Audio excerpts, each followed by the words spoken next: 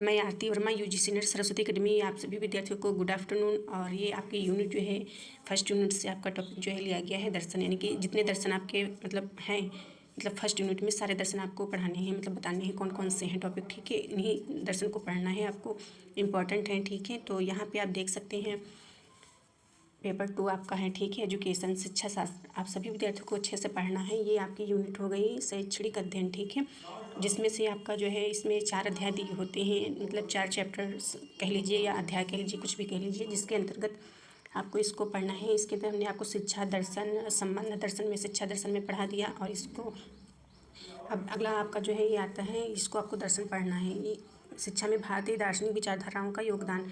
तो यहाँ पे आप देख सकते हैं सांख्य दर्शन दिया गया है, आपको पढ़ना है। ठीक है, योग दर्शन पढ़ना है, और वेदांत दर्शन पढ़ना है, बौद्ध दर्शन पढ़ना है, जैन दर्शन पढ़ना है। इसमें आपको सारा कवर करना है। शिक्षा, सांख्य दर्शन शिक्षा क्या होती है, पाठ्यक्रम क्या होता है, ऐसे ही आपको पढ़ना है। और इसकी सारणी, ठीक है, दयानंद दर्शन, और एक आपका दर्शन आता है इस्लाम दर्शन। ठीक है, तो उसको भी पढ़ना है। स्टार्ट करती हूँ। ठीक है, यहाँ पे आप देख सकते हैं। ठीक है, सांख्य दर्शन दिया गया है, आपको सांख्य दर्शन पढ़ना है।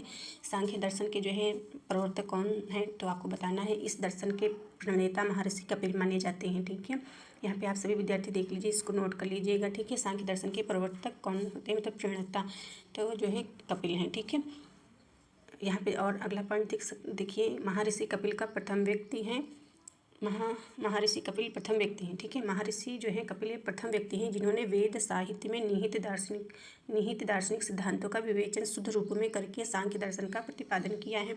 महर्षि कपिल के 2 ग्रंथ उपलब्ध हैं। तो आप देख सकते हैं महर्षि कपिल के जो है 2 ग्रंथ उपलब्ध हैं, जो एक सांख्य सूत्र है और दूसरा तत्व समास है। ठीक है, यहाँ पे समझ नहीं आ रहा होगा तो आप लिख लीजिएगा तत्व समास। ठीक है, तत्व समास होगा। ठीक है, तो ये आपका बुक से है, बुक से हमने नोट्स बनाए हैं। ठीक है, तो आप इसको पढ़ रहे हैं सांख्य दर्शन। ठीक है, 2 तत्व हैं, जिसमें आपका तत्व पहला एक हो गया आपका तत्व समास। तत्व समास में 22 सूत्र आपके हैं। ठीक है, यहाँ पे देख सकते हैं सांख्य सूत्र में 537 सूत्र हैं। इम्पॉर्टेंट है, ये आप याद कर लीजिएगा। और अगला पॉइंट देख लीजिए, ईश्वरवादी या आस्तिक दर्शनों में सांख्य दर्शन वह दर्शन धारा है। यहाँ पे देख सकते हैं ईश्वरवादी या आस्तिक दर्शनों में सांख्य दर्शन वह दर्शन धारा है जो इस ब्रह्मांड को प्रकृति एवं पुरुष के योग से निर्मित मानती है। और अगला पॉइंट है, यह दर्शन धारा विश्वास करती है कि प्रकृति तथा पुरुष दोनों ही अनादि तथा अनंत है। यह ईश्वर के स्वतंत्र अस्तित्व को स्वीकार नहीं करती है। इसके अनुसार आत्मा को पुरुष अथवा चेतन तत्व माना जाता है। मतलब आप जान सकते हैं, यहाँ पे देख सकते हैं, इसके अनुसार आत्मा को पुरुष, मतलब कि सांख्य दर्शन के अनुसार जो है आत्मा को जो है पुरुष और अथवा चेतन भी तत्व माना जाता है। ठीक है, और यह प्रतिपादित करती है कि मनुष्य के जीवन का अंतिम लक्ष्य मुक्ति अथवा मोक्ष को प्राप्त करना है। सांख्य दर्शन के अनुसार जो है आत्मा को जो है पुरुष माना गया है। ठीक है, आत्मा को पुरुष या चेतन भी बोल सकते हैं। ठीक है, और इसका जो है लक्ष्य होता है सांख्य दर्शन के अनुसार मतलब मुक्ति मोक्ष प्राप्त करना, जिसकी प्राप्ति ज्ञान और योग साधन से की जाती है। मतलब आप किस प्रकार से आप जो है लक्ष्य को प्राप्त मतलब मुक्ति मोक्ष को प्राप्त करेंगे। ठीक है, तो आप जो है ज्ञान प्राप्त करना, ज्ञान और योग साधन से जो है प्राप्त किया जा सकता है। ठीक है, की जा सकती। और अगला यहाँ पे और देख लीजिए, यहाँ पे देख सकते हैं पुरुष एवं प्रकृति सांख्य दर्शन के 2 मूल तत्व हैं। यहाँ पे देख सकते हैं जो प्रकृति दिखाया गया है, प्रकृति एवं पुरुष, ये सांख्य दर्शन के 2 मूल तत्व हैं। इनकी जो है सारणी हम आपको पढ़ाएंगे, बताएंगे। ठीक है, थोड़ा वो मुश्किल होता है, समझ में बच्चों को नहीं आता है। ठीक है, यहाँ पे प्रकृति की 23 प्रवृत्तियाँ मानी गई हैं। ठीक है, यहाँ पे देख सकते हैं इस प्रकार सांख्य दर्शन के कुल 25 तत्व हैं। इस प्रकार सांख्य दर्शन के कुल 25 तत्व हैं। कुछ विद्वानों का कहना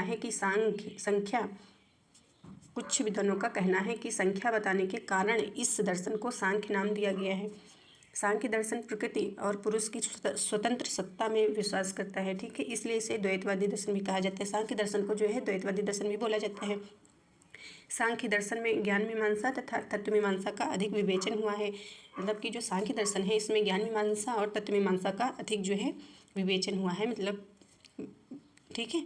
और जबकि योग दर्शन में जो है व्यवहारिकता को प्राथमिकता दी गई है। ठीक है, तो आपको जो है सांख्य दर्शन पढ़ना है, योगी दर्शन पढ़ना है, जैन दर्शन पढ़ना है, बौद्ध दर्शन पढ़ना है, ये सारे आपको दर्शन पढ़ने हैं। ठीक है, और ये आपका जो है पुरुष तत्व। ठीक है, ये आपका पुरुष तत्व है, इसके बारे में आप पढ़ लीजिए। सांख्य दर्शन के अनुसार मतलब यहाँ पे आप देखे हैं कि जो है दो तत्व हैं, ठीक है, दो मूल तत्व हैं सांख्य दर्शन के। तो यहाँ पे देख सकते हैं पुरुष सांख्य दर्शन के अनुसार, ठीक है, पुरुष या आत्म एक शाश्वत वास्तविकता है, ठीक है, वास्तविकता। और अगला पॉइंट, यह स्वयं शुद्ध चेतना है, ठीक है, यह पुरुष जो है एक चेतन है, ठीक है, सभी ज्ञान का आधार और सर्वोच्च होता है, ठीक है। और अगला देखिए, यह पर्यवेक्षक शाश्वत रूप से स्वतंत्र, निष्पक्ष, दर्शक और शांतिपूर्ण है, ठीक है।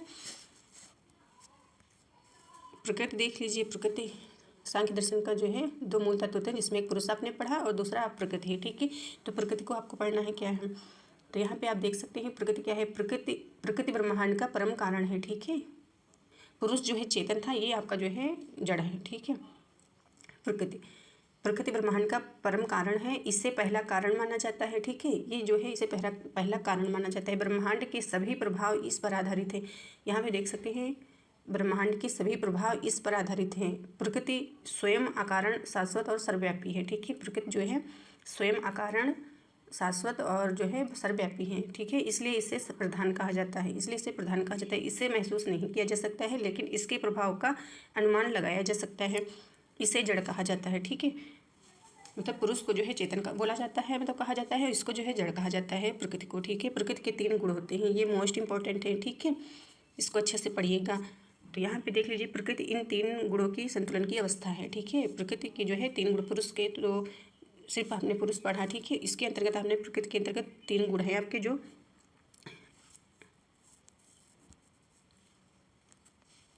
ठीक है, यहाँ पे देख सकते हैं 3 गुण आपके हैं, ये 3 गुण हैं आपके, ठीक है, जो एक ये हो गया, एक ये हो गया और एक ये हो गया, ठीक है। तो अब आपको इसके बारे में जानना है कि ये 3 गुण जो है इनकी क्या विशेषताएं होती है, क्या लक्षण है, ठीक है। तो आप देख सकते हैं यहाँ पे देखिए, प्रकृति इन 3 गुणों की संतुलन की अवस्था है, ठीक है। सत्व देख लीजिए, सत्व क्या होता है, सत्व प्रकृति वह तत्व है, यानी कि सत्व जो है प्रकृति का वह तत्व है जो आनंद, प्रकाश, लघु और उज्ज्वल प्रकाशमान, ठीक है, मतलब प्रकाश हो गया तो लघु और उज्ज्वल या प्रकाशमान की प्रकृति का है, ठीक है। प्रकृति का है, कलर इसका जो है सफ़ेद होता है, वाइट, ठीक है। और अगला जो है दूसरा दिल राजस क्या होता है, रजस, ठीक है। रजस वस्तुओं में क्रियाशीलता का सिद्धांत है, ये जो है क्रियाशीलता का सिद्धांत है, ठीक है। यहाँ पे देख सकते हैं इसका रंग जो है, इसका कलर क्या होता है, इसका रेड होता है, लाल होता है, ठीक है। आपको याद रखना है, सत्व जो जहाँ पे हो इसका सफ़ेद होता है, वाइट, ठीक है। रजस का जो है इसका आपको याद रखना है, लाल होता है, रेड, ठीक है। इसका तमस का आपको काला होता है। यह अपनी गतिशीलता और उत्तेजना के कारण सक्रिय है। तमस देख लीजिए, तमस क्या होता है, तमस जो है इनएक्टिव होता है, ठीक है, ये जो है भारी होता है, ठीक है। तमस चीज़ों में निष्क्रियता और नकारात्मक का सिद्धांत है, ये जो है निष्क्रियता को जो है प्रदर्शित करता है, ठीक है। तमस जो होता है ये यहाँ पे देख लीजिए, निष्क्रियता और नकारात्मकता का सिद्धांत है। इसका रंग जो है काला होता है, यानी कि ब्लैक होता है, ठीक है, इसका कलर ब्लैक होता है और यह अज्ञानता और अंधकार पैदा करता है, ठीक है। और इसकी सारणी जो है सांख्य दर्शन की सारणी हम बताएंगे, इसके जो 25 तत्व होते हैं, ठीक है। तो 25 तत्व में कौन कौन से होते हैं आप जानते हैं, पुरुष होता है, प्रकृति होता है, महत होता है, महत मतलब बुद्धि, अहंकार होता है, ठीक है। और फिर इसके बाद जो है सत्व, रजस, तमस के अंतर्गत आते हैं, ठीक है, ठीक है। तो इसमें आपका आता है मन होता है, ज्ञानेंद्रियाँ होती हैं, कर्मेंद्रियाँ होती हैं। तो इसी प्रकार से हैं, जिसमें 25 तत्व हैं, उनको जो है अगले क्लास में हम एक्सप्लेन करेंगे। और आप सभी विद्यार्थी अच्छे से पढ़िए। थैंक्स।